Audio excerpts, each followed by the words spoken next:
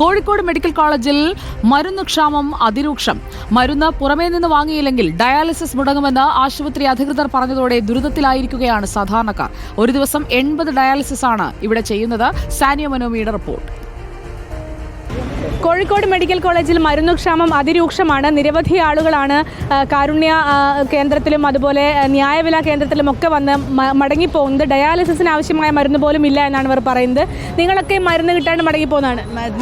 മരുന്ന് വാങ്ങാൻ പോവുകയാണ്.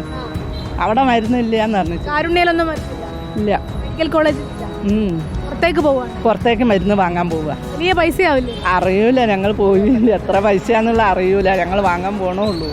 ഇവിടെ ഒരു മരുന്നും കിട്ടുന്നില്ല. മരുന്ന് പിന്നെ ഇപ്പോൾ ഇതുവരെ ചെയ്തുകൊണ്ടൊന്നും ഇനി ഇപ്പം മരുന്നില്ല.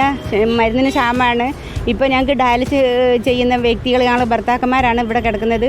ഭർത്താക്കന്മാർ അവർക്ക് പിന്നെ 5 ലിറ്ററിൻ്റെ എന്തോ ഒരു മരുന്നിനാണ് ഒരു എഴുതിയത്. അത് ഇവിടെ എടുക്കാനില്ല. അപ്പോൾ പുറത്തുനിന്നാണ് എടുക്കേണ്ടത്.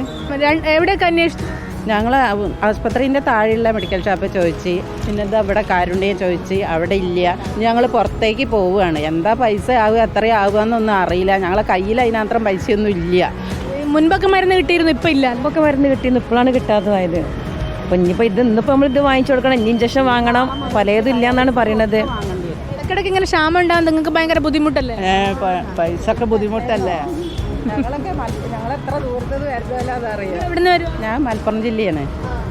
മലപ്പുറം കോട്ടയ്ക്കൽ ഭാഗത്ത് വരുന്നതാണ്. ഇത്രയും ദൂരത്തുനിന്ന് വന്നിട്ടാണ് മരുന്ന്. രാവിലെ 7 മണിയാകുമ്പോൾ ഇവിടെ എത്തണോ. 7:30ക്കാണ് ഡയാലിസിസ് തുടങ്ങുക. അപ്പോഴത്തേക്ക് ഇവിടെ എത്തണോ. വീട്ടിൽ നിന്ന് 5:30 ആകുമ്പം പോരണോ. അങ്ങനെയൊക്കെയാണ്. മരുന്നില്ല. അപ്പോൾ അതാണ് സാഹചര്യം. അതായത് ഒരു ദിവസം ഡയാലിസിസ് ചെയ്യുന്നത് മാത്രം 80 ആളുകളാണെന്നാണ് ഇവർ പറയുന്നത്. അതിനൊന്നുമുള്ള മരുന്നില്ല. 7:30 വന്ന ആളുകളാണ്.